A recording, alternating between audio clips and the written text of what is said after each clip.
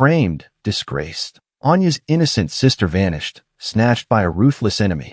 Her only hope? The city's most dangerous billionaire art king, Julian Volkov, who offered not help, but a binding, possessive deal. When that enemy dared strike again, Julian unleashed his hidden empire, proving his obsession knew no limits, burning the world to reclaim what he owned. Now caught in his golden chains, is she finally safe, or forever trapped by his dark devotion? The scent of linseed oil and turpentine was Anya Petrova's oldest memory, a fragrance that clung to the very fabric of her existence. It was the smell of her father's hands, of countless hours spent bent over canvases, of a legacy slowly crumbling beneath the relentless weight of overdue bills. Her workshop, nestled between a noisy laundromat and a perpetually boarded-up antique shop in a forgotten alley of the city, was more than just four walls. It was a sarcophagus of dreams, breathing its last. Tonight, the wind held a mournful symphony outside, rattling the single, grimy windowpane. Inside, a bare bulb swayed precariously from the ceiling, casting long, dancing shadows that mimicked the demons swirling in Anya's mind. Dust motes, thick as fog, danced in the anemic light, settling on everything. The stacks of unrestored paintings, the chipped plaster busts, the worn velvet armchair where her father once dozed, a brush still clutched in his hand. Her own hands, usually steady and precise, trembled slightly as she tried to focus on the delicate tracery of a crack running across an ancient icon. The gold leaf shimmered faintly, a cruel mockery of the shine that had long left her own life. She traced the imperfection with a feather-light touch, her chest tight with an exhaustion that gnawed at her bones. It wasn't just physical fatigue from the endless hours, the frantic hunt for odd jobs, the meager meals. It was a soul-deep weariness, born from the constant, suffocating fear of losing it all. This workshop, Petrova Restorations, was her lifeline, her anchor in a world that had stolen everything else.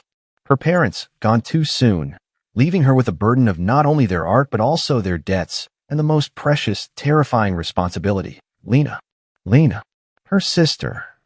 Just 16, with eyes full of a hopeful brilliance that Anya felt a constant, devastating pang of guilt for. Lena saw art not as a desperate struggle for survival, but as a vibrant, endless possibility. She talked excitedly about art school, about galleries, about a future Anya could barely afford to dream of for herself, let alone promise her sister. Anya pushed a stray strand of hair, streaked with white spirit residue, from her forehead. The faint, sweet smell of it mingled with her own despair. How could she tell Lena that their home, their sanctuary, their legacy, was on the brink of foreclosure? The latest eviction notice, stark and unforgiving, was tucked beneath a pile of unopened bank statements on her workbench, a constant, suffocating presence. It wasn't a matter of if anymore, but when. She leaned back, the worn wooden stool groaning beneath her. The icon on the easel, a Madonna with chipped, faded eyes, seemed to gaze at her with a profound, knowing sorrow. What would Baba have done? She wondered, her throat tightening. Her father, with his booming laugh and even bigger heart, had faced financial hardship before, but never anything like this. He'd always found a way, a miracle commission, a lucky sale. But the art world had changed, hardened. And Anya, with her quiet meticulousness and fierce integrity, felt ill-equipped for its ruthless underbelly. She ran her fingers over the cool, smooth wood of the icon, feeling the subtle textures beneath the paint. This was where she found solace, where the world outside faded, and only the dialogue between her hands and the artwork existed. The delicate dance of mixing pigments, the precise application of varnish, the slow, meditative process of bringing beauty back from the brink of decay. This was her true language, her solace. Yet, even that was now tainted by the ever-present specter of loss. Each brushstroke felt like a desperate plea against the inevitable. Anya closed her eyes, picturing Lena's smiling face, then the cold, unfeeling prose of the eviction notice. Her stomach clenched. She couldn't let Lena see this side of her, this crumbling, trembling facade of strength. She had to be strong always.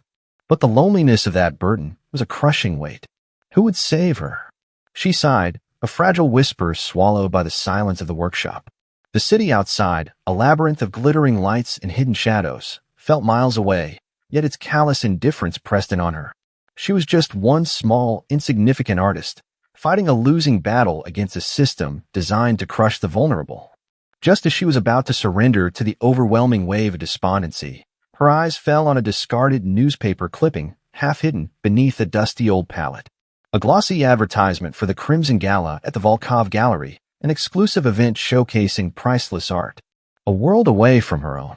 But then her gaze snagged on a small, grainy photo nestled within the article. Mr. Silas, a renowned art authenticator, smirking beside a portrait. Chloe, her friend, had mentioned Silas, mentioned his name with a nervous tremor in her voice, hinting at a desperate favor, a plea for help with certain problematic painting. Anya remembered the urgency in Chloe's tone, the thinly veiled fear. Something wasn't right. A sudden fierce surge of protectiveness, not for herself, but for Chloe, pulsed through Anya. She might be drowning, but she wouldn't stand by while someone else was dragged under by the same ruthless forces. This gala, this inaccessible world of the elite, might hold the key to understanding Chloe's plight. Or it might be another trap. But as the last embers of hope in her own life threatened to die, the thought of helping someone else, even a little, felt like a desperate anchor. What harm could one night in a world not her own truly do? She had no idea how profoundly that single, hesitant decision would shatter the fragile piece of her crumbling existence.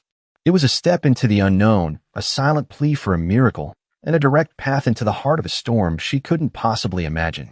The crimson velvet ropes, thick and plush, felt like an invisible barrier, a demarcation line between her world of turpentine and struggle and the glittering, inaccessible realm of the elite. Anya clutched the borrowed clutch, its cheap sequins scratching her palm, and stepped into the opulent lobby of the Volkov Gallery.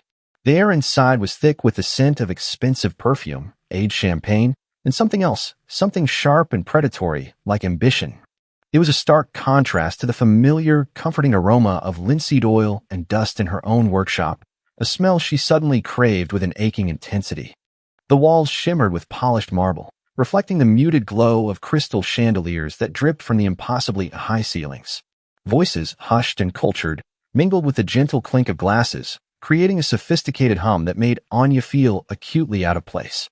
Her simple black dress, a hand-me-down from a distant cousin, felt like a costume, flimsy and transparent against the bespoke suits and glittering gowns.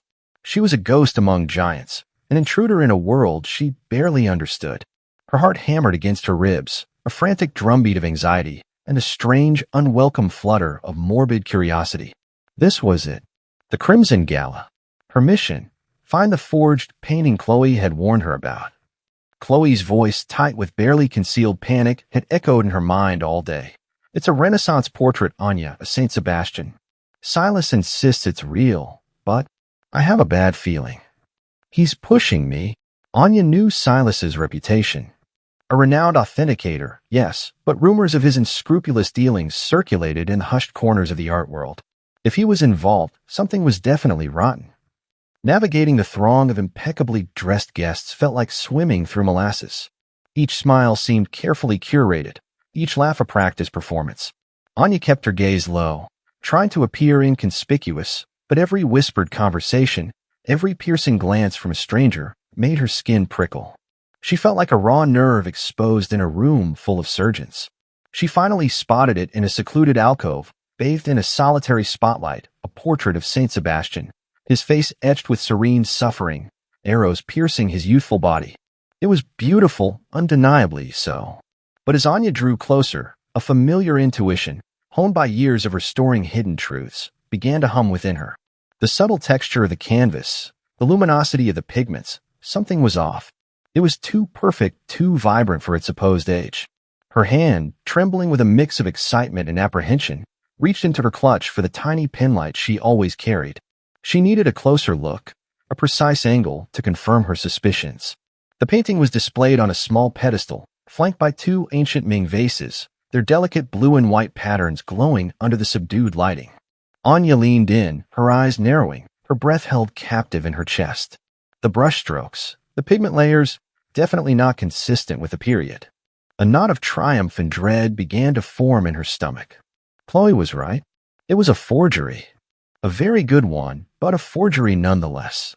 So absorbed was she in her discovery, so focused on the intricate deception before her, that she completely missed the approaching shadow, the soft scrape of an expensive shoe on the marble floor. As she straightened, a sudden blinding flash of a photographer's camera startled her. Her hand, still holding the penlight, instinctively flew up, catching the edge of one of the Ming vases. For a horrifying, agonizing second, time seemed to stretch and distort. The vase wobbled. Anya gasped, her eyes wide with terror. She reached out, a desperate, clumsy attempt to catch it. But it was too late. With a sickening, crystalline crash, the vase tumbled, shattering into 1,000 glistening shards on the marble floor. A sudden, suffocating silence descended upon the room. It was not merely the absence of sound, but an active, oppressive quiet that seemed to suck the very air from Anya's lungs. Every head snapped towards her, every gaze sharp and critical, impaling her where she stood. A wave of burning shame washed over her, hotter than any fire. Her cheeks flushed a violent crimson, her hands clammy, her heart a runaway train. And then he emerged. From the deepest shadows of the alcove, a figure moved. Slowly, deliberately. Julian Volkov. He was taller than she remembered from photos, his presence so utterly dominant that the space around him seemed to shrink, bend to his will. His suit was a masterpiece of tailoring, midnight black immaculate, without a single crease. The crisp white shirt, the silk tie, the subtle gleam of a platinum watch on his wrist. Every detail screamed absolute, unassailable power. But it was his eyes that truly captured and terrified Anya. They were the color of obsidian, dark and bottomless, devoid of warmth, yet intensely alive, piercing. They swept over the shattered vase, then slowly, deliberately, lifted to hers. Anya felt a visceral jolt, as though an invisible current had passed between them. She was a deer caught in the headlights, completely exposed. Her breath hitched. The air in her lungs felt inadequate, thin. He didn't speak, didn't react with anger or surprise, merely observed, his expression unreadable, a sphinx carved from ice. Careless, he finally murmured, his voice a low, smooth baritone that seemed to vibrate through the very floor. It held an authority that needed no volume, a quiet menace that was far more dangerous than any shout. His gaze, unblinking, bored into her, not with accusation, but with a chilling, almost dissecting curiosity. Anya felt as though he wasn't just looking at her, but looking through her, stripping away her composure, her meager defenses, leaving her raw and vulnerable. "I am so terribly sorry, Mr. Volkov," Anya stammered, her voice a reedy whisper, barely recognizable. "It was an accident. I can replace it. I'll work to pay for it, every penny." Her words tumbled out, desperate and pathetic, echoing in a cavernous silence. A faint, almost imperceptible curve touched his lips, a shadow of a smile that sent a shiver down Anya's spine. It wasn't a smile of amusement, but something far more unsettling. "An accident, Miss Petrova?"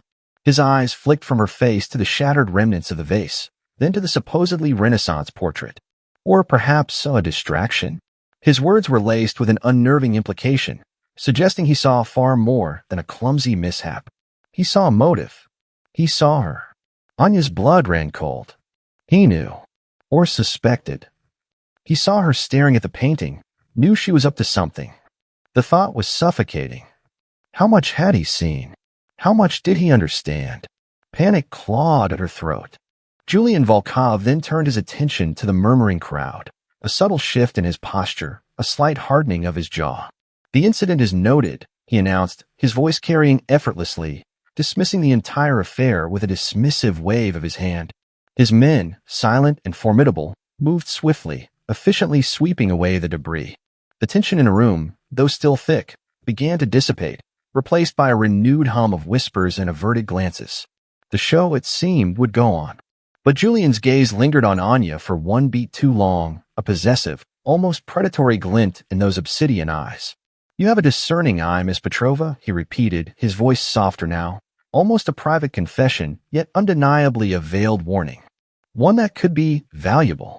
He didn't wait for her response, simply turned and melted back into the shadows from which he had emerged, leaving Anya frozen, trembling, and utterly bewildered. Valuable? What did he mean? The heat of shame still burned on her cheeks, but beneath it a new, unsettling sensation stirred. Fear, yes, but also a strange magnetic pull.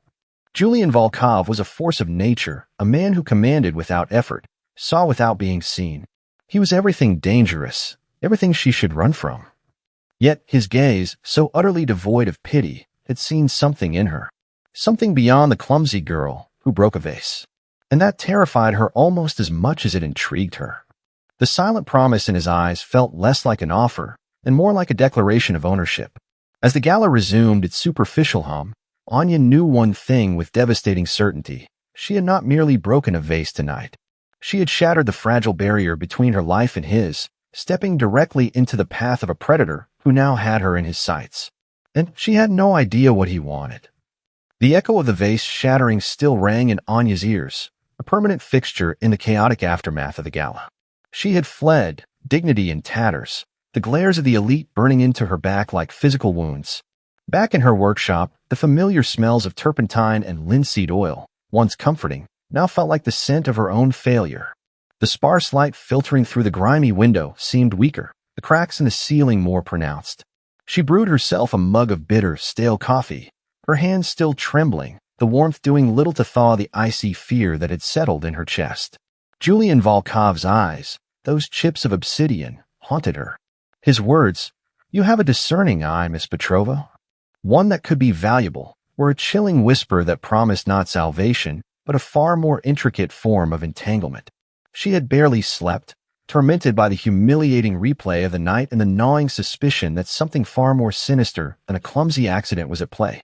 Chloe's frantic warning about Silas had never felt so real.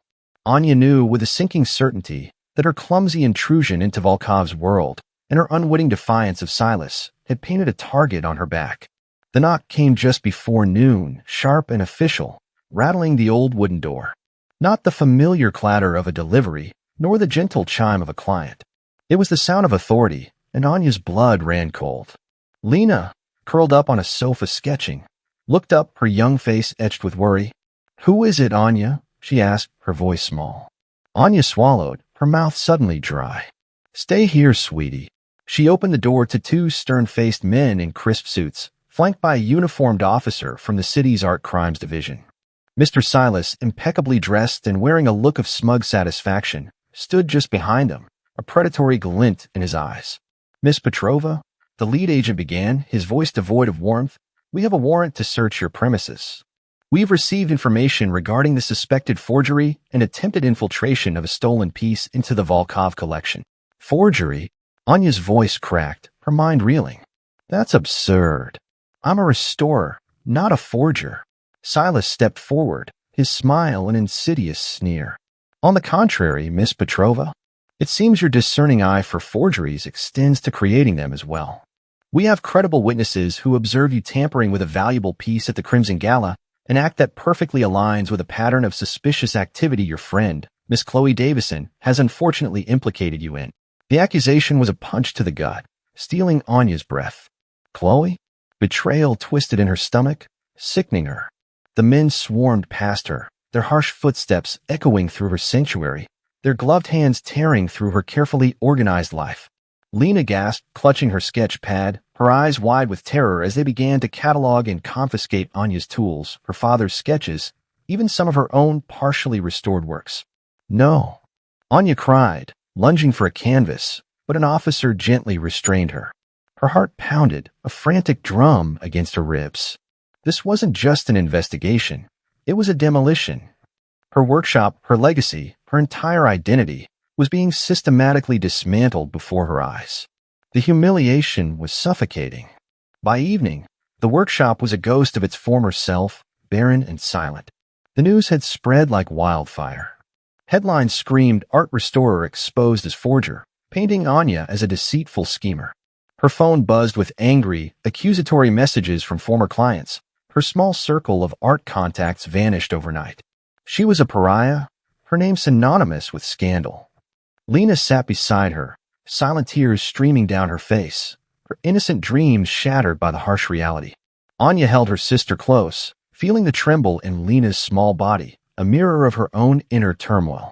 She had fought to keep Lena safe, to preserve their quiet life, and now, because of her desperate attempt to help Chloe, everything was ruined. It was then, in the suffocating silence of her ruined world, that he arrived. Julian Volkov's black limousine, long and sleek, pulled up outside her alley, an anomaly against the grimy backdrop. He emerged, an imposing silhouette against the fading daylight, his suit immaculate, as always, untouched by the chaos of her life. He didn't knock. He simply stepped inside, his presence filling the empty space, an almost palpable force. His obsidian eyes as sharp and unforgiving as the shards of the Ming vase, swept over the devastation, taking in the stripped walls, the hollow echoes, the raw despair clinging to Anya like a shroud. A rather thorough dismantling, he observed, his voice low, devoid of sympathy. He looked at Anya, then at Lena, his gaze lingering on the girl's tear-streaked face. Unfortunate, unfortunate. Anya choked out, a raw, furious laugh escaping her lips. You call this unfortunate? Your man, Silas, just destroyed my life, my family's name. All because I saw through his pathetic forgery. Julian merely raised a perfectly sculpted eyebrow. Silas is a nuisance, and a fool for underestimating your discerning eye. However, that is not why I am here. He walked over to her workbench, tracing a finger over a smudge of dried paint. I have a proposition, Miss Petrova. A proposition? Anya spat, her anger a desperate shield against the overwhelming despair. After all this, what could you possibly want from me now? My last penny. His gaze sharpened, boring into her with an intensity that stole her breath. I require a chief restorer for my private collection. Someone with unparalleled skill. Someone whose integrity, despite recent events, I can trust. His eyes flicked to Lena, then back to Anya. And someone who requires a certain protections from the more unsavory elements of this city. Anya stared at him, her mind struggling to comprehend.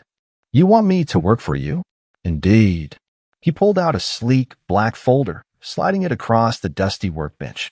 A contract. Generous remuneration. A secure living arrangement for both you and your sister within one of my properties. And, of course, the full, uncompromising protection of my organization. His words were calm, measured, but the implication hung heavy in the air. Refuse, and you are on your own, exposed to Silas's wrath. Her jaw clenched. It wasn't an offer. It was a demand. A gilded cage, perhaps, but a cage nonetheless. She would be trading one form of servitude for another, her artistic freedom for a life under his watchful, predatory gaze. The thought filled her with a bitter blend of rage and absolute helplessness. She wanted to scream, to throw him out, to cling to the last vestiges of her pride. But then she looked at Lena, her sister's face pale and drawn, her small hand still clutching the crumpled sketch. Lena's safety. Her future. It was all that mattered. Anya closed her eyes, a single, devastating tear escaping. I accept, she whispered, the words tasting like ash in her mouth. She felt utterly defeated, stripped bare of all agency. Julian Volkov's lips curved into that faint, unsettling shadow of a smile. An astute decision, Miss Petrova. He didn't offer a hand, didn't express any false sympathy. He simply turned, gesturing towards the waiting limousine. Pack what little remains of your personal effects. My men will handle the rest. As Anya helped Lena gather their meager belongings, the reality of her choice settled in with crushing finality. She was stepping into his world, a world of untold luxury, yes, but also one steeped in power, secrets, and dangerous undercurrents. She was trading the dust and despair of her crumbling workshop for what felt like golden chains, binding her to a man who saw her not as a damsel to be rescued, but as a valuable asset to be acquired. As she took one last look at her empty workshop, the faint scent of turpentine clinging to the air, she felt a profound sense of loss.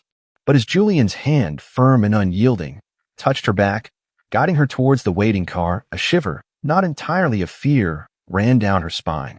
She was leaving behind the only life she'd ever known, entering a new opulent prison where her every move would be watched by those unsettling obsidian eyes. And she had no idea what price she would truly pay for this forced salvation. The Volkov mansion was not merely a house. It was a fortress draped in silk and stone, a testament to immaculate power and unfathomable wealth. Anya and Lena arrived under the cloak of twilight, the sleek black limousine gliding through massive wrought iron gates that hissed shut behind them, severing their last visible tie to the gritty, real world. The air here was different, crisp and cool, devoid of the city's usual exhaust fumes and the comforting, earthy smell of damp Brooklyn streets. Instead, a delicate fragrance of exotic flowers mingled with the faint, expensive aroma of antique wood and aged leather. It was opulent, suffocatingly so. Lena, usually so vibrant, clung to Anya's hand, her small face pale and wide-eyed as they were led through cavernous marble halls, past silent, watchful staff, and towering works of art that Anya could only dream of touching. The sheer scale of it all was overwhelming, a golden cage so vast it felt like an entire kingdom. Anya felt a strange mix of awe and resentment. This was the price of her sister's safety, the cost of her own ruined reputation. Their new living quarters were a luxurious suite within the mansion, a stark contrast to their cramped apartment above the workshop. Lena gasped at the sight of her own spacious bedroom, complete with a private art nook overlooking manicured gardens. "Anya, it's like a palace," she whispered, her awe tinged with a faint, childlike fear. Anya forced a smile, though her own stomach churned with unease. "It's different, sweetie, but we're safe here." She didn't believe the words as she said them. Safety in Julian Volkov's world felt less like freedom and more like being a prized possession, locked away from the dangers he controlled. Her own workspace was a revelation. Not a dusty, cramped studio, but a state-of-the-art restoration laboratory flooded with natural light from a massive skylight. Every tool imaginable, every solvent, every pigment, arranged with clinical precision. It was an artist's dream, a pristine temple to her craft. Yet, as she stood amidst its gleaming perfection, a profound sense of emptiness settled within her. Her old workshop, with its chipped mugs, paint-splattered floor, and the ghosts of her parents, had felt like home. This felt like a gilded operating theater. Julian's presence, though not constant, was a pervasive undercurrent. He was a shadow that lengthened and shortened with the day, always there, always watching. Their interactions were sharp, clipped, and laced with an unspoken tension. He would appear without warning in her studio, his dark suits and piercing eyes a stark contrast to her smock and paint-stained hands. The Velasquez, he'd state, his voice low and even, gesturing to a canvas on her easel. "The microfissures in the impasto are more pronounced than documented. I expect a full report on your proposed method for stabilization by tomorrow morning." He spoke of art with the cold, precise language of a financier discussing market trends. Yet Anya noticed the subtle way his gaze would linger on a particularly luminous brushstroke, a fleeting flicker of something akin to reverence in his otherwise unreadable eyes. "It requires delicate handling, Mr. Volkov," Anya retorted one afternoon, her voice sharper than she intended. She was working on a small, haunting landscape, its varnish yellowed and cracked. Rushing this process could cause further damage. Art demands patience. His eyes, those unsettling chips of obsidian, narrowed. "Patience is a luxury I rarely afford, Miss Petrova, but I afford it to my investments. Ensure your patience yields immaculate results." He left her with the weight of his expectations, a burden that felt heavier than any canvas. Anya would often find herself seething with a quiet rage after these encounters. He treated her like a highly skilled mechanic, not an artist, an extension of his will, not a creative force. Yet there were subtle anomalies. A specific blend of jasmine tea, her favorite, would appear on her workbench precisely when her energy waned. Lena's favorite pastries, imported from a small bakery Anya had mentioned offhand, would arrive with breakfast. He never explicitly ordered these things, never acknowledged them. But the precision of their appearance, the subtle, uncompromising thoughtfulness, spoke volumes.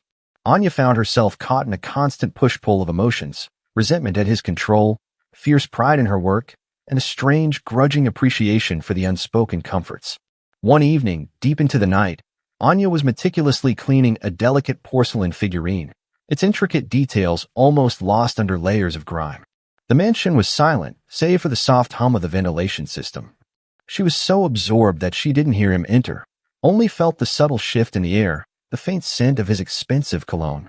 Julian stood in the doorway of her studio, not observing her work, but gazing at a small, rather ordinary landscape painting hanging on the far wall. It was a simple piece, depicting a quiet, snow-covered forest, utterly out of place among the grandiose masterpieces in his collection. He looked different. His shoulders seemed less rigid, his jaw less tightly set. For a fleeting moment, he looked almost vulnerable. Anya watched him, a knot of curiosity tightening in her chest. "That painting," she ventured, her voice soft, breaking the silence.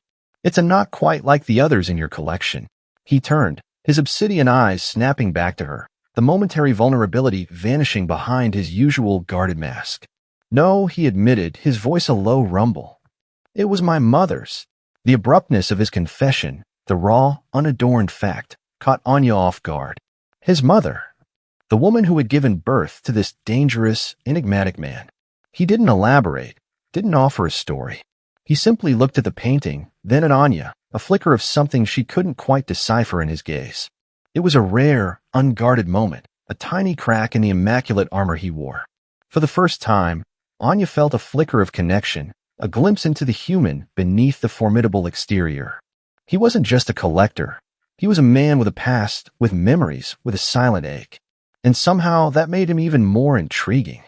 The next few weeks became a subtle dance. Julian would appear, offer a terse instruction, a piercing look. Anya would respond with her own quiet defiance, her meticulous artistry.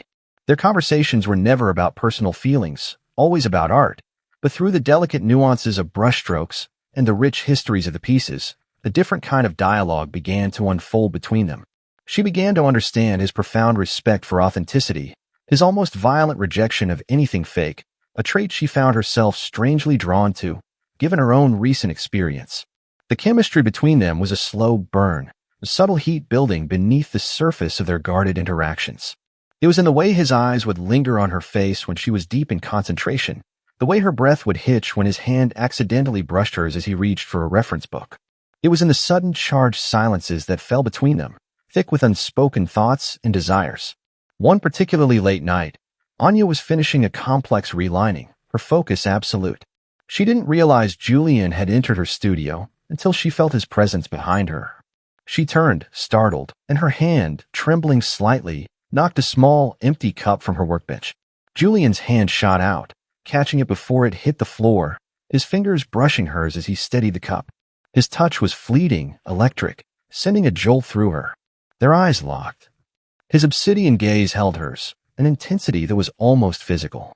He didn't let go of the cup immediately, his thumb slowly, deliberately, tracing the rim, his knuckles brushing her fingers.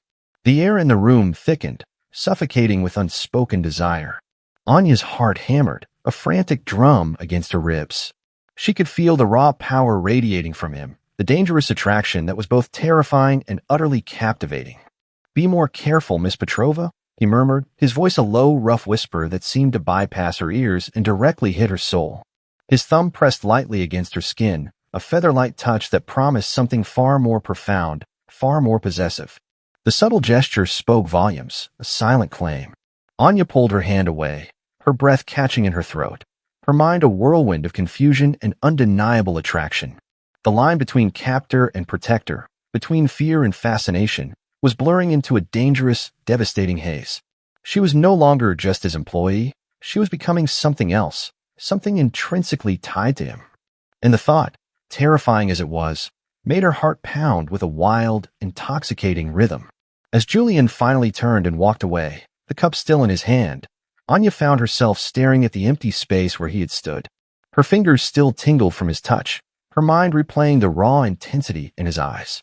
She was a moth drawn to a flame, a fragile artwork slowly being reshaped by a master, a dangerous man who saw not just the brokenness, but the potential for a masterpiece. And she was utterly, irrevocably his. Little did she know, this burgeoning connection was about to be put to its first brutal test. The rhythm of Anya's new life within Julian Volkov's immaculate mansion was a strange, unsettling waltz between opulence and unease. Each morning, she would wake in a bed softer than any cloud, to the gentle chime of unseen servants delivering a delicate breakfast. Lena, bless her innocent heart, was slowly blossoming in the new environment, the terror of the raid fading from her eyes, replaced by the giddy excitement of a fully stocked art studio and access to a library teeming with volumes Anya could only have dreamed of. Yet, for Anya, the gilded cage remained just that. Every perfectly arranged flower, every silent, watchful attendant, every gleaming surface in the sprawling estate was a reminder of Julian's pervasive control, a constant, low thrum of being observed. Her studio, a pristine haven for her craft, felt less like a sanctuary and more like a carefully monitored laboratory. She poured herself into her work, losing herself in the intricate details of restoring a Baroque tapestry or meticulously cleaning a dusty Roman bust. It was during these moments, when her hands were busy, that her mind allowed itself to wander, replaying Julian's deep voice, the touch of his fingers against hers, the unsettling intensity of his obsidian gaze. The attraction was a dangerous, insidious poison, seeping into her veins, a stark contradiction to the independence she so fiercely cherished. One particularly gray afternoon, as rain lashed against the conservatory windows, turning the manicured gardens into a blurred watercolor, Anya was deep in concentration, carefully regilding a frame for a small, darkly beautiful landscape. The air in her studio, usually clean and faintly metallic from solvents, suddenly felt heavy, thick with an unseen threat. She felt it before she saw it, a prickling sensation on her skin, a sudden, inexplicable chill. She straightened, her brush hovering in the air, and glanced at her phone, which lay on a nearby table. A new message. An unknown number. Her heart gave a curious lurch, a premonition of dread. She picked it up, her fingers trembling slightly. The message was short, brutal, and utterly chilling. Some art is best left broken. Your little sister has such delicate hands. Pity if they were to suffer an accident. Silas sends his regards. The words exploded in Anya's mind, scattering her composure like fragile glass. Lena. His hands. Suffering an accident. The air in the opulent studio suddenly became thin, suffocating. Her vision blurred, the gilded frame in her hand feeling heavy, ominous. Panic, cold and sharp, clawed at her throat, stealing her breath. Silas. He hadn't forgotten. He hadn't been defeated. He was a serpent, coiling, waiting. She dropped the phone, the clatter echoing too loudly in the sudden silence. Her mind raced, a frantic, desperate scramble for a solution. What did he mean? How could he reach Lena here, within Julian's impenetrable walls? Was the mansion truly safe? Or was Julian's protection a false sense of security, a bigger, shinier target for Silas to aim at? The thought that she had dragged Lena into this dangerous world, into the crosshairs of a ruthless criminal, was a devastating blow. Guilt, sharp and agonizing, twisted in her gut. She had to tell Julian. No, he would act. He would demand. He would control. Her independence screamed in protest.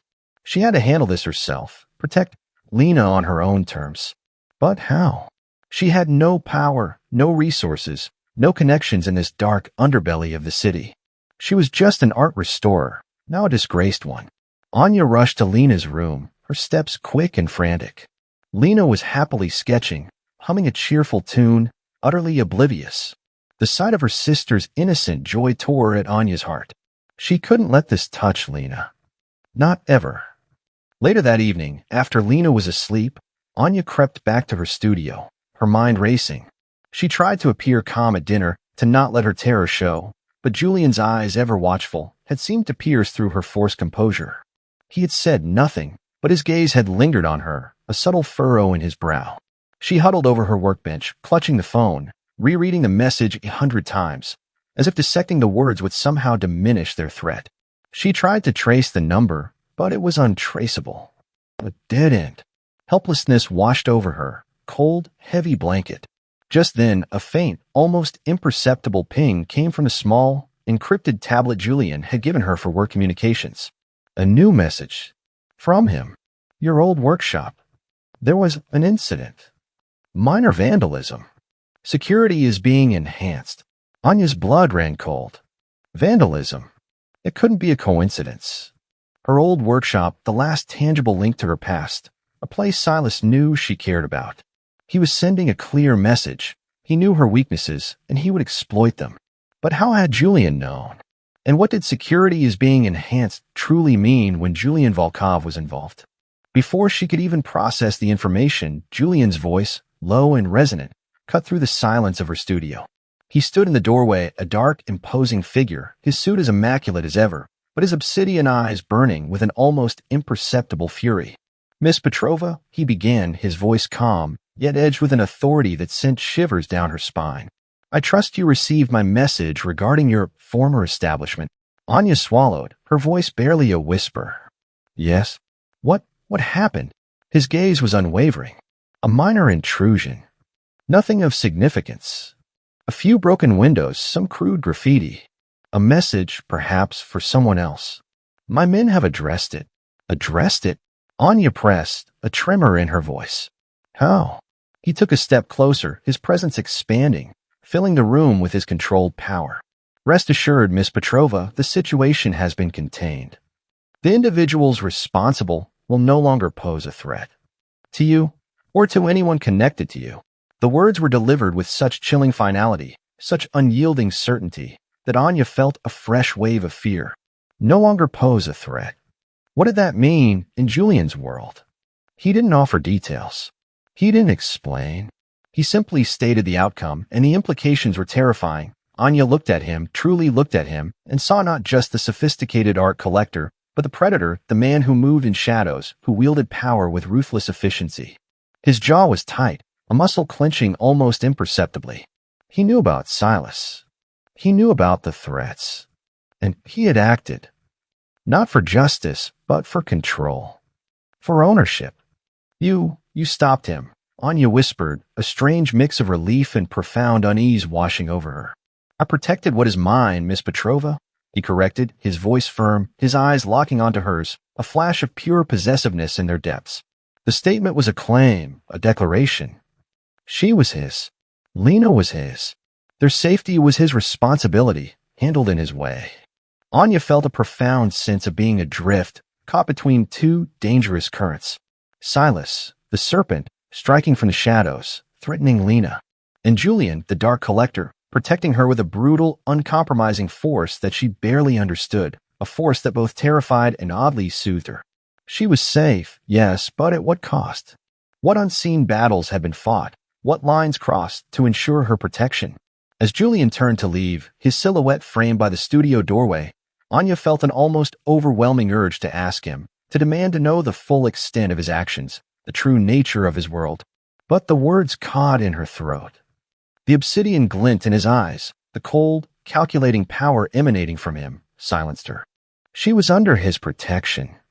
She was safe, but she was also profoundly, terrifyingly at his mercy. And as the last vestiges of twilight faded, plunging her studio into deeper shadow, Anya knew that this was only the beginning. The serpent had hissed, and the lion, for all its deceptive elegance, had bared its teeth. The true danger, she realized, might not be Silas at all. It might be the man who now owned her body and soul. The next strike, she knew, would be far more personal, far more devastating. The incident at her old workshop, though swiftly handled by Julian, left an indelible mark on Anya. The unsettling finality of his words, "The individuals responsible will no longer pose a threat," echoed in her mind, a constant reminder of the dangerous undercurrents that now dictated her life. She was safe, Lena was safe, but the cost felt heavy, shrouded in the terrifying unknown of Julian's methods.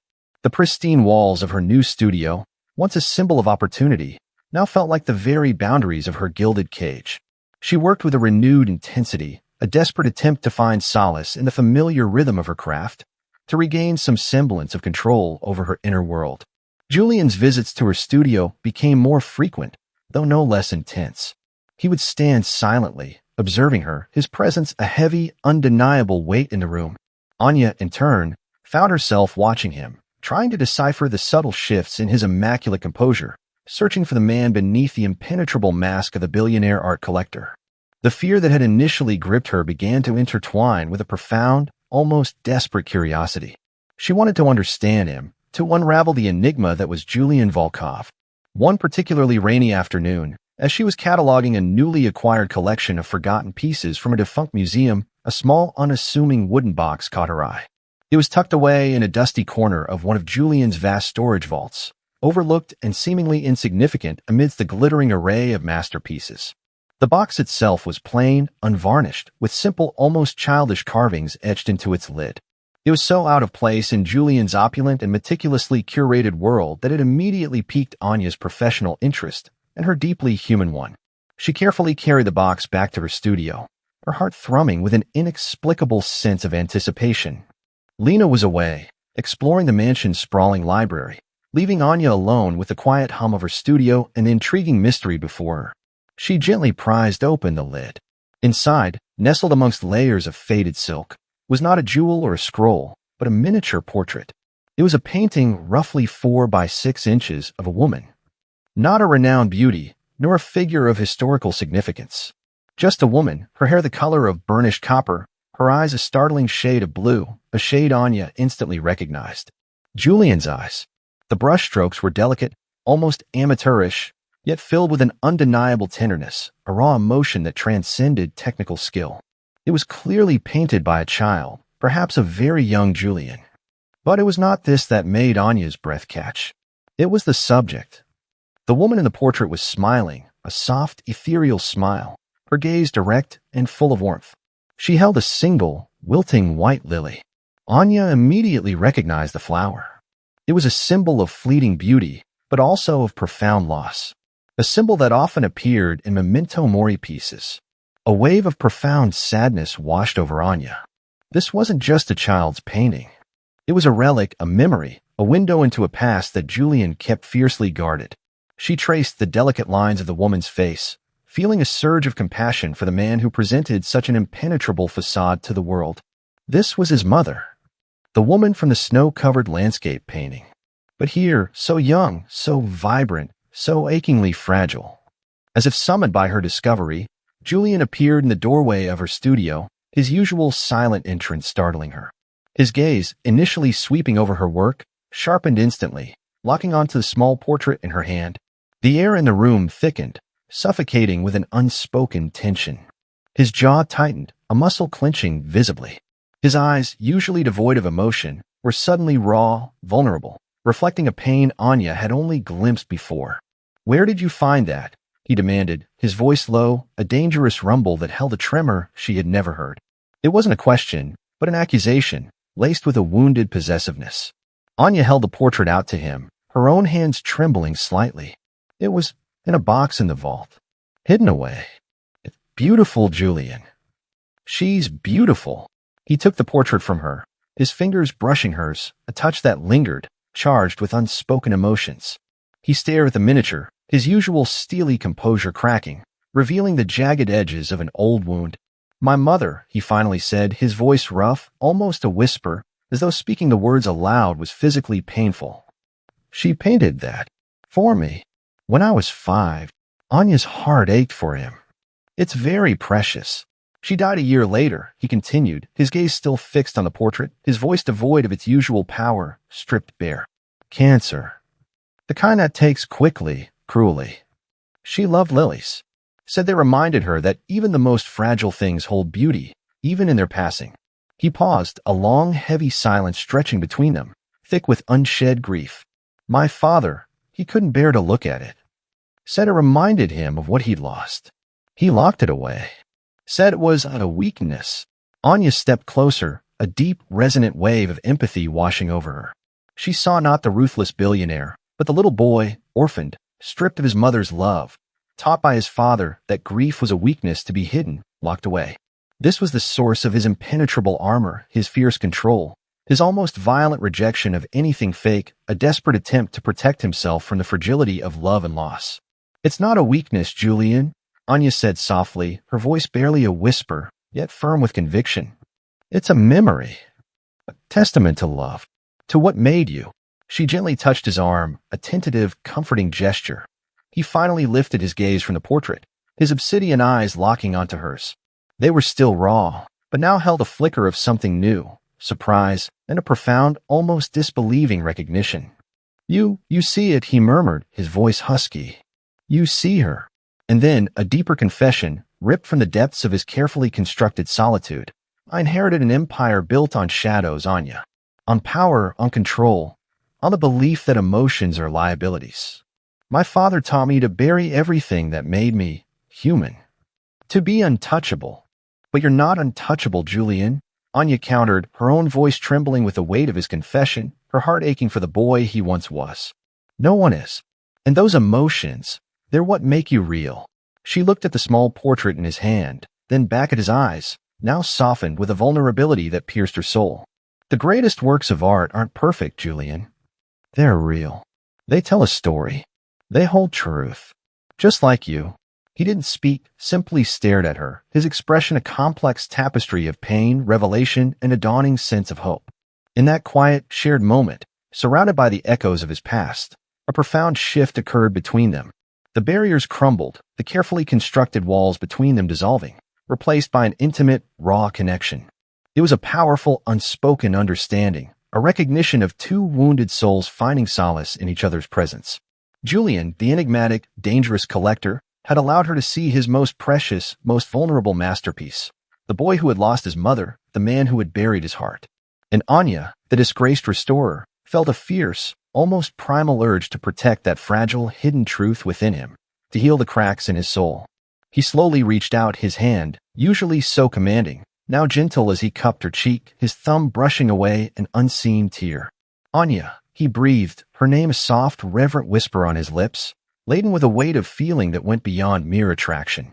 It was recognition, acceptance, a profound sense of finally being seen. In that moment, Anya realized that the golden chains binding her to Julian Volkov were not just a prison. They were slowly, terrifyingly, becoming a lifeline. She was no longer just an employee under his protection. She was something more, something deeper, intrinsically linked to the hidden truths of his heart. And as his gaze deepened, filled with an intensity that promised both danger and an uncompromising devotion, Anya knew that she had not only unveiled his masterpiece, but she had also irrevocably become a part of it. This profound connection, however, was about to face its most brutal challenge, one that would test the very foundations of their fragile bond. The fragile connection forged over a child's painting, the tender unveiling of Julian's guarded past, had brought a fleeting, dangerous warmth into Anya's life. She had begun to hope, a whisper of a dream that perhaps, within the steel walls of his protection, she could find not just safety, but a form of belonging. Lena, meanwhile, had truly started to thrive. Her laughter, once hesitant, now echoed freely through the vast mansion's gardens, her little studio a riot of vibrant colors and half-finished canvases. She was sketching in the conservatory one bright morning, the sunlight streaming through the glass, illuminating her copper hair, a scene of such perfect, innocent joy that it brought a rare, soft smile to Anya's lips. Lena was working on a series of studies of the rare orchids Julian cultivated, her brow furrowed in concentration, her delicate hands deftly bringing the petals to life. Anya watched her from the doorway, a profound sense of peace settling in her chest. For the first time in what felt like forever, the suffocating weight of fear had lifted. Julian's subtle, omnipresent security had seemed impenetrable. Silas, after the mysterious incident at her old workshop, had gone silent, a chilling quiet that Anya had foolishly begun to interpret as defeat. "Almost done, Anya," Lena called out, her voice bright, devoid of the shadows that had once haunted her. "Mr. Volkov's orchids are so intricate. I think this will be my best one yet." Anya smiled, a genuine, unguarded expression. "I'm sure it will be, sweetie. I'm just going to check on the new shipment of pigments in my studio. I'll be back in a moment." That moment, that infinitesimal sliver of time, would forever haunt Anya. It was the pivot point, the brutal turning of a fragile piece into an abyss of despair. She was barely 2 corridors away, her thoughts already on the shimmering hues of ultramarine, when she heard it. Not a scream, not a crash, just a sudden, sharp, muffled cry. The sound cut short abruptly, followed by an unsettling, profound silence. Anya's blood ran cold. Every fiber of her being screamed. Her heart hammered against her ribs, a frantic, devastating drumbeat of pure terror. Lena. She ran, raw, animalistic fear propelling her forward. The polished marble floors, usually so grand, felt endless beneath her bare feet. The opulent tapestries, the priceless statues, blurred into a grotesque tunnel of impending doom. "Lena," she shrieked, her voice hoarse, tearing through the mansion's pristine quiet. "Lena." She burst into the conservatory. The sunlight still streamed in, illuminating the vibrant orchids. But the space was empty. Lena's sketchbook lay abandoned on a low table, a half-finished drawing of a purple orchid still clinging to the page. A scattering of pencils, a discarded eraser. But no Lena. Anya sank to her knees, the world tilting, spinning into a dizzying kaleidoscope of horror.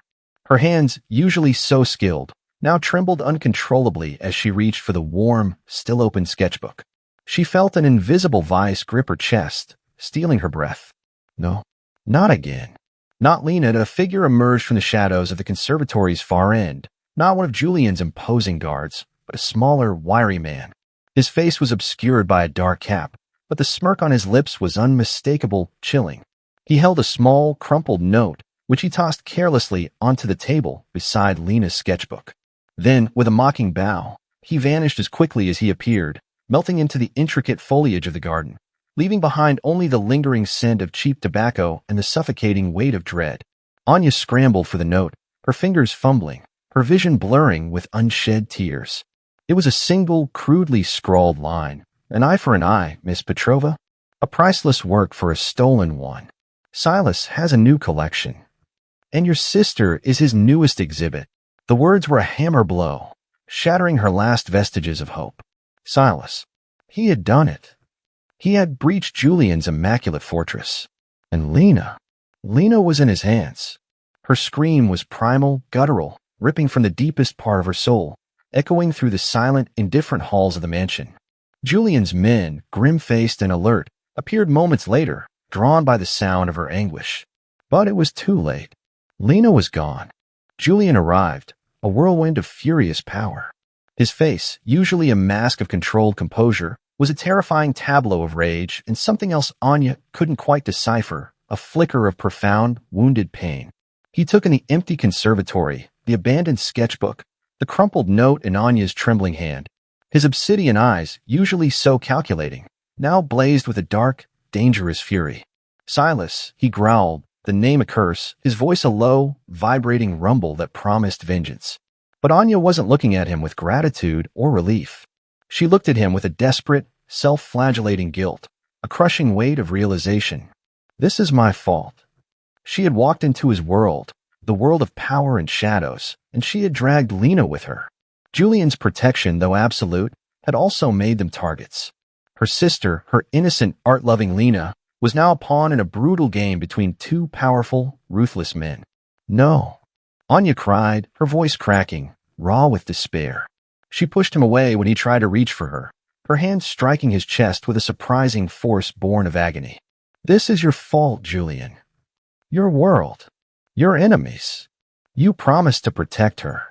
You promised. Tears streamed down her face, hot and furious.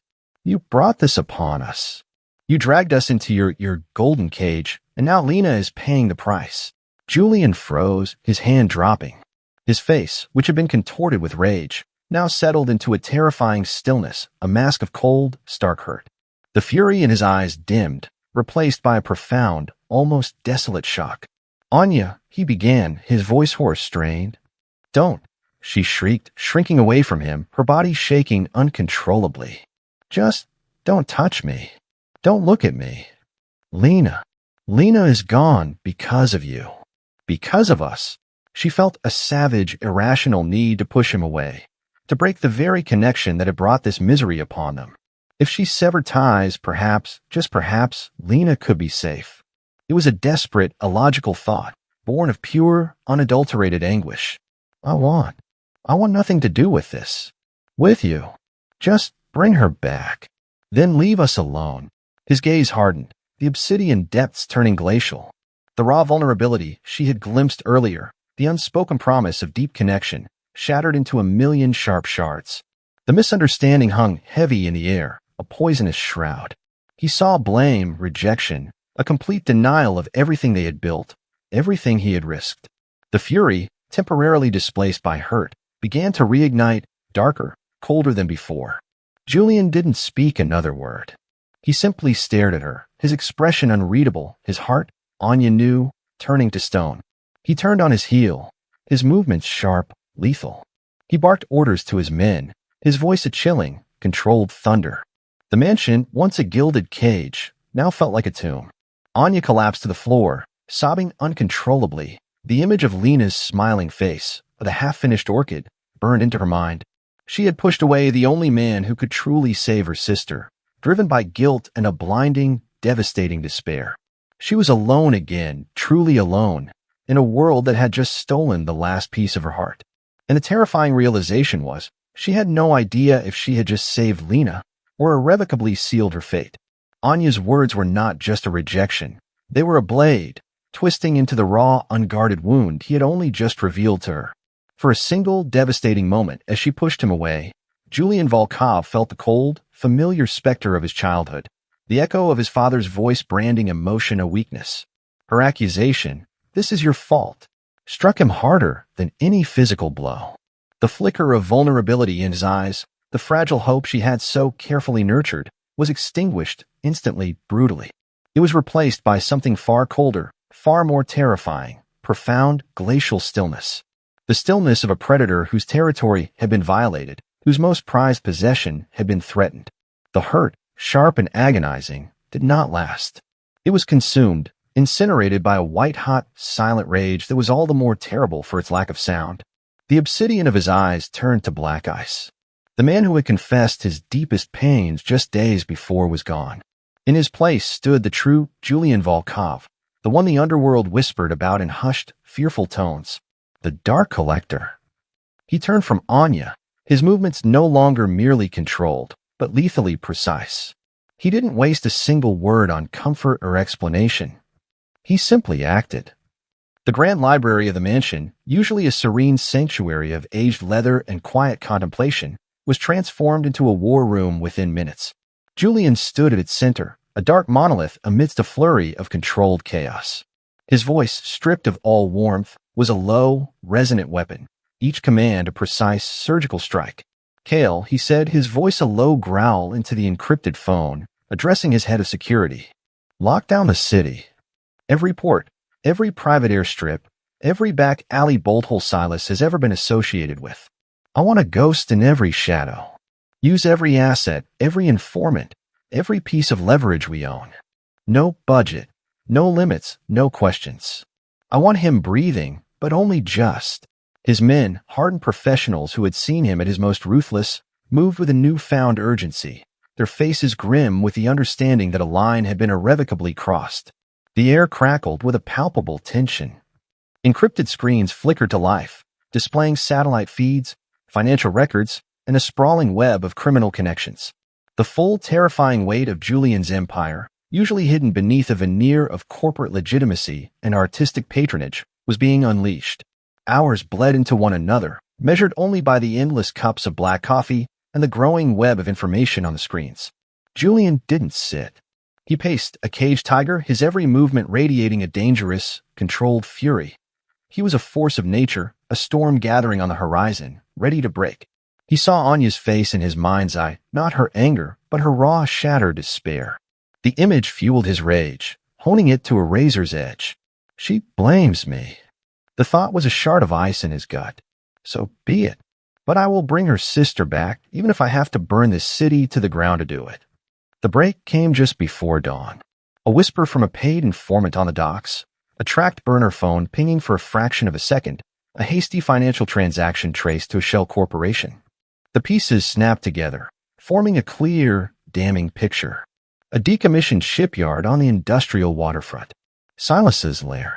The convoy of black, armored sedans sliced through the pre-dawn gloom, silent and lethal.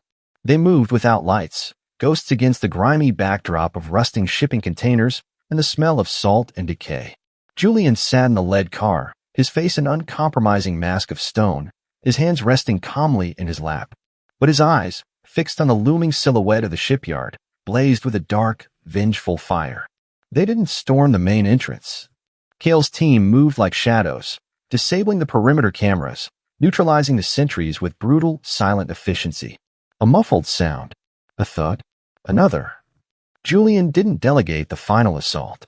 He led it. The warehouse doors splintered under the force of a hydraulic ram. Silence. Then chaos. Gunfire erupted, the sharp cracks echoing off the cavernous steel walls. Julian's men moved with the deadly precision of a wolf pack, flanking, suppressing, neutralizing Silas's hired thugs. Julian moved through the firefight as if it were a minor inconvenience, his custom handgun a seamless extension of his will. A flash, a silence cough, a body slumping to the ground. He was not just a commander. He was a weapon honed and lethal. Through the acrid haze of cordite and dust, he saw her. Lena. She was huddled in a makeshift office at the far end of the warehouse, tied to a chair, her eyes wide with terror. A single, bare bulb hung above her, casting long, menacing shadows. For a fraction of a second, as his gaze met hers, the fury in his eyes abated, replaced by a fierce, overwhelming surge of protectiveness. Silas stood beside her, a smug, triumphant sneer on his face, a blade held carelessly near Lena's throat. Come to collect your broken toy, Volkov? He taunted, his arrogance blinding him to the true nature of the storm he had unleashed. Julian's men had the remaining thugs contained, their weapons trained. The warehouse fell into a tense, charged silence. Julian holstered his weapon and took a slow, deliberate step forward, his obsidian eyes never leaving Silas. You made a devastating miscalculation, Silas, Julian said, his voice deceptively calm, a low rumble that vibrated with contained power. You assumed she was my weakness. A piece of my collection to be leveraged. He took another step. You fail to understand. She is not a weakness. She and her sister are the only things that anchor me to this world. And you threaten them. She's just a girl. Silas spat, the blade pressing closer to Lena's skin, a bead of sweat tracing a path down his temple. Julian's lips curved into a smile that held no warmth, only a chilling promise of retribution. And you are just a man. A man who is about to learn a very painful lesson about what happens when you touch what is mine. He moved. It was not a rush, but a blur of motion, faster than Silas could react. A swift, brutal strike disarmed the blade, sending it clattering across the concrete floor. A sickening crack echoed as Julian's hand snapped Silas's wrist. Silas screamed, a high-pitched sound of agony and disbelief. Julian drove him back against the steel support beam, his hand closing around Silas's throat, lifting him from the ground. You will tell me the name of every person who helped you, Julian hissed, his face inches from Silas's, his voice a venomous whisper. Every person who knew. Every person who looked the other way. And then I will systematically erase you and everyone you have ever known from existence. Your name will be a ghost. Your legacy a handful of ash. He squeezed, and Silas's choked gasps were the only sound in the vast, silent warehouse. He then dropped Silas, a broken, whimpering heap, into the waiting hands of Cale. He didn't spare him a second glance. His attention was solely on Lena. He knelt before her, his large frame seeming to shrink as he focused on the terrified girl. His hands, which moments before had dispensed brutal finality, were now impossibly gentle as he sliced through the ropes binding her wrists. You're safe now, Lena, he murmured, his voice rough with an emotion he didn't dare name. Lena launched herself into his arms, her small body trembling uncontrollably, sobbing into the expensive fabric of his suit. You came, she whispered, her voice muffled against his chest. Julian held her close, a fierce, protective embrace. He looked over her head, his gaze sweeping across the carnage his fury had wrought. He had torn a piece of the city apart to retrieve one half of Anya's heart. He felt a surge of grim satisfaction, the primal victory of a predator reclaiming what was his. But as he carried Lena out of the warehouse into the cold, clean air of the dawn, the victory felt hollow. He had won the battle. He had rescued the girl. He had proven his protection was absolute. Now he had to return to the mansion. Now he had to face the woman whose shattered trust was a far more formidable fortress than any warehouse, a fortress his violence could never hope to breach. The moment the heavy oak doors of the mansion swung open, Anya's world, which had been a chaotic, screaming void, snapped back into focus. There, framed in the grand entryway, was Julian. He was a dark, imposing figure, his suit rumpled and stained, his face a mask of grim exhaustion. And in his arms, wrapped in a thick wool blanket, was Lena. Her sister was pale, her eyes wide and haunted, but she was alive, breathing, whole. Anya didn't run. She stumbled, her legs barely holding her, a choked, guttural sob escaping her lips. The sound was a raw mixture of agony and a relief so profound it was physically painful. Julian met her gaze, his obsidian eyes holding a universe of unspoken emotions, fury, exhaustion, and a deep aching hurt from her earlier accusations. He said nothing. He simply knelt, his movements stiff, and gently placed Lena on her feet. Lena launched herself into Anya's arms, her small body trembling violently. Anya clutched her sister, burying her face in Lena's hair, inhaling the scent of her, a scent she thought she might never know again. You're safe, she whispered, the words a desperate, broken mantra. You're safe, you're safe. Over Lena's shoulder, her tear-filled eyes met Julian's. The words of apology, of gratitude, of shame, clogged her throat. How could she articulate the depth of her regret? She had pushed him away, blamed him, and he had still walked into the fire for them. He had brought back the most precious piece of her soul. Julian merely gave a slight, almost imperceptible nod. He didn't demand an apology. He didn't gloat. He simply turned to Cale, his voice a low, tired rasp. See to Miss Petrova's sister. A full medical check. A therapist on standby. Whatever she needs. Then, without another glance at Anya, he walked away, a solitary wounded predator retreating to his lair, leaving Anya to grapple with the overwhelming weight of his silent, uncompromising sacrifice. The days that followed were a blur of quiet healing. The mansion, once a gilded cage, transformed into a sanctuary. Lena, though initially withdrawn and plagued by nightmares, slowly began to find her footing. She found solace in her art, her charcoal sketches no longer depicting vibrant orchids, but dark, abstract shapes, a tangible expression of her trauma. Anya stayed by her side, her own guilt a constant, suffocating companion. She barely saw Julian. He remained a ghost in his own home, a fleeting shadow in a distant corridor, a closed door at the end of a long hall. Yet his presence was everywhere, in the fresh flowers that appeared in their sweet daily, in the specific art therapy supplies that arrived for Lena, in the profound, almost unnerving silence of absolute security. About a week after Lena's return, Kale appeared at Anya's studio door. He was, as always, impassive, but he carried a slim, unmarked folder. "Mr. Volkov thought you should see this," he said, his voice neutral, as he placed the folder on her workbench. Anya's hands were steady as she opened it. It wasn't a police report. It was a dossier. Inside were press clippings, financial statements, and internal memos, all detailing the complete and utter collapse of Silas's world. His network of forgers had been systematically exposed. His shell corporations bankrupted. His clients abandoning him in droves. A single, stark headline from a prestigious art journal read, "Silas Blackwood, the man who never was." A legacy of deceit erased. He hadn't just been arrested. He had been annihilated. Julian hadn't turned him over to the authorities. He had judged him, sentenced him, and executed the punishment himself. He had erased Silas from the art world, turning his name into a ghost, a cautionary tale whispered in the darkest corners of galleries. It was a punishment far more fitting, far more devastating than mere prison. It was justice, delivered with the cold, brutal precision of a surgeon. A profound, almost primal sense of satisfaction washed over Anya, quickly followed by a shiver of awe at the sheer, terrifying scope of Julian's power. The next morning, another headline dominated the news. Volkov Philanthropies announces restoration initiative for emerging artists, headed by acclaimed restorer Anya Petrova.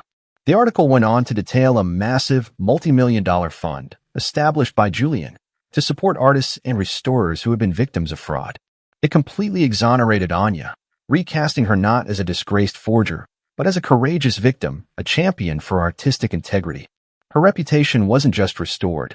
It was elevated, solidified, made immaculate by the sheer weight of Julian's influence.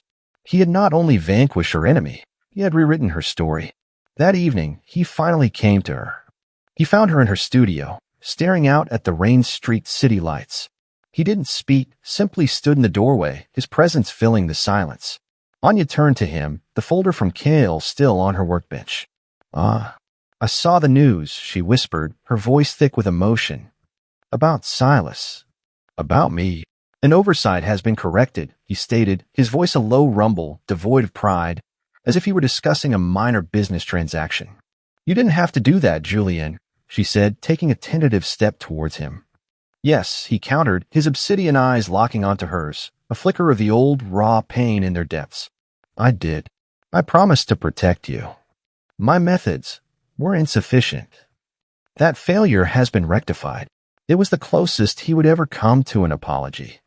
Anya's heart ached. The failure hadn't been his. It had been hers. "Julian, what I said in the conservatory.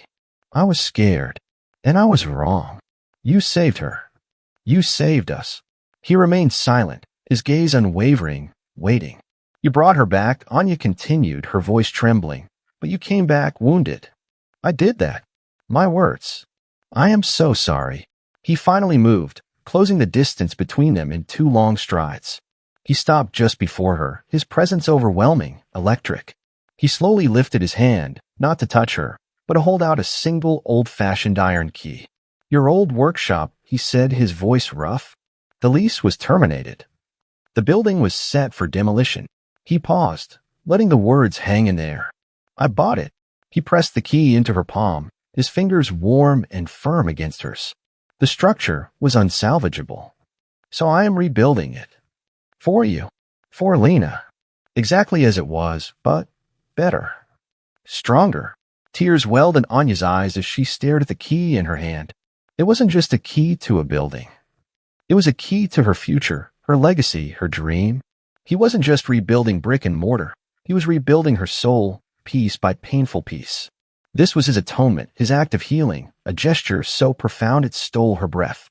She looked up at him, at this complex, dangerous, and undeniably noble man. The golden chains she had once railed against no longer felt like a prison. They felt like a fortress, forged in fire and vengeance, built to withstand any storm. He had burned her enemy to ash and was now, from those very ashes, rebuilding her world. Her hand closed around the key, the cool metal a solid, tangible promise. He had answered her pain with his power, her fear with his protection. Now there was only one question left. He had rebuilt her world, but could she find her true home within his guarded, wounded heart? The scent of fresh sawdust, linseed oil, and new paint was a symphony of rebirth. Anya stood in the heart of the new Petrova restorations, a space that was both a ghost and a promise. Julian had been true to his word, rebuilding it not as a replica, but as an evolution. The layout was the same, the familiar bones of her father's workshop preserved, but the walls were reinforced, the windows were now shatterproof, and the lighting was state-of-the-art, casting a warm, hopeful glow on everything. The worn velvet armchair, her father's favorite, had been painstakingly restored, its fabric a richer, deeper hue, a silent testament to Julian's meticulous attention to detail. Lena, her face bright with a joy Anya thought had been stolen forever, was putting the finishing touches on a massive mural that covered the entire back wall. It was a vibrant, swirling masterpiece of lilies and orchids, a beautiful, defiant bloom of color against the memory of darkness.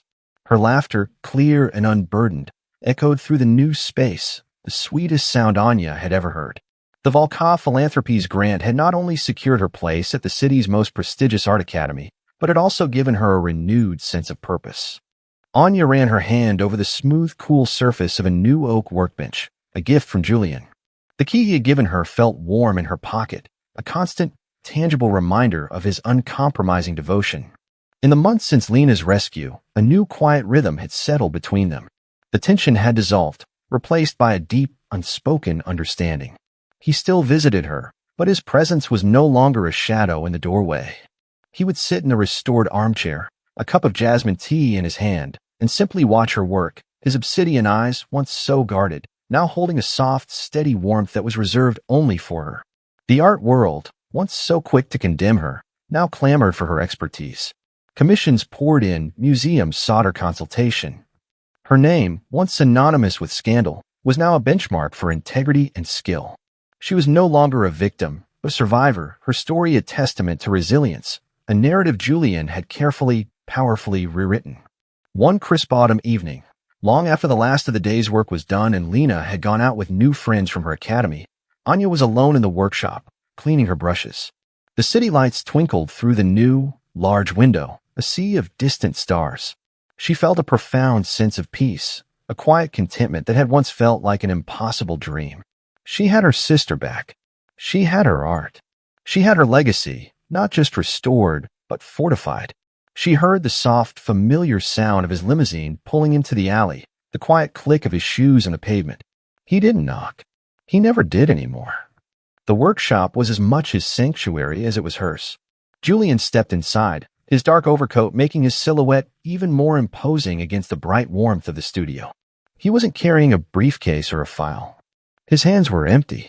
He looked around the space, at Lena's vibrant mural, at the meticulously organized tools, at Anya, standing in the center of it all, a smudge of cerulean blue on her cheek. "It's finished," he said, his voice a low, soft rumble. "It's not perfect.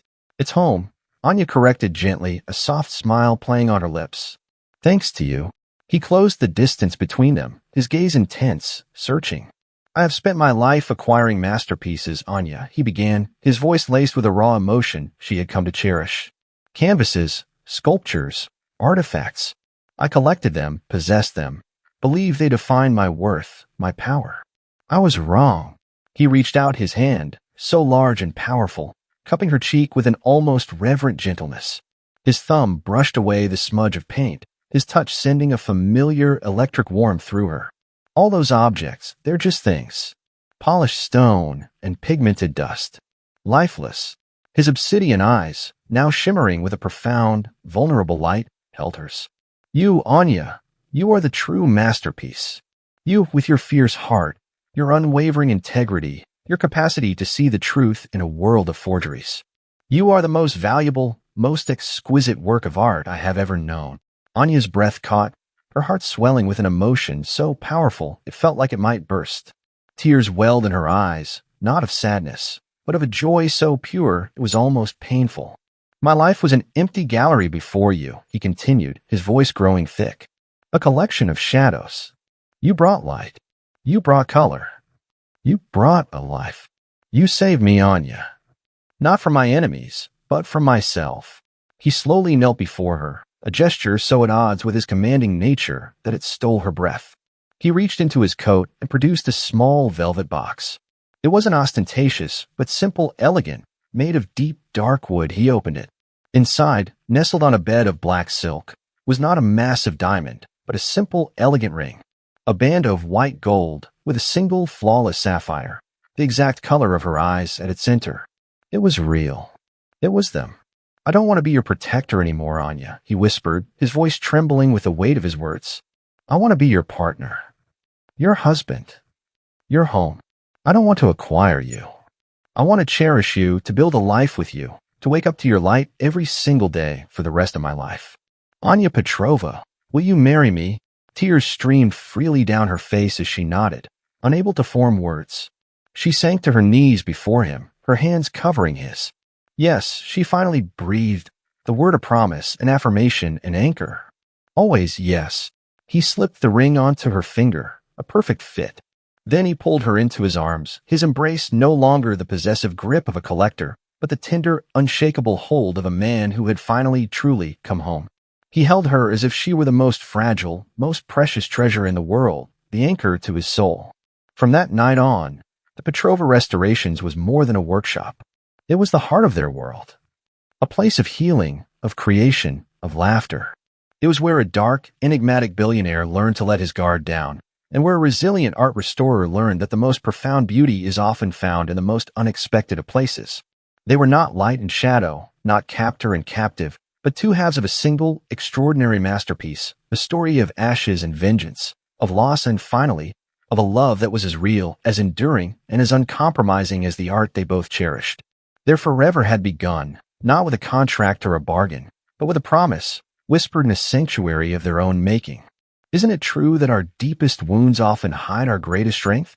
Anya's journey, stripped of her reputation and facing unimaginable loss, reminds us that life can tear away everything we hold dear. But it also reveals the fierce, unbreakable spirit within. And Julian, the powerful billionaire, found his redemption not in his empire, but in the genuine heart he discovered in her. He saw beyond the chaos, valuing her truth, transforming his own isolated world. True love doesn't just protect you from the shadows.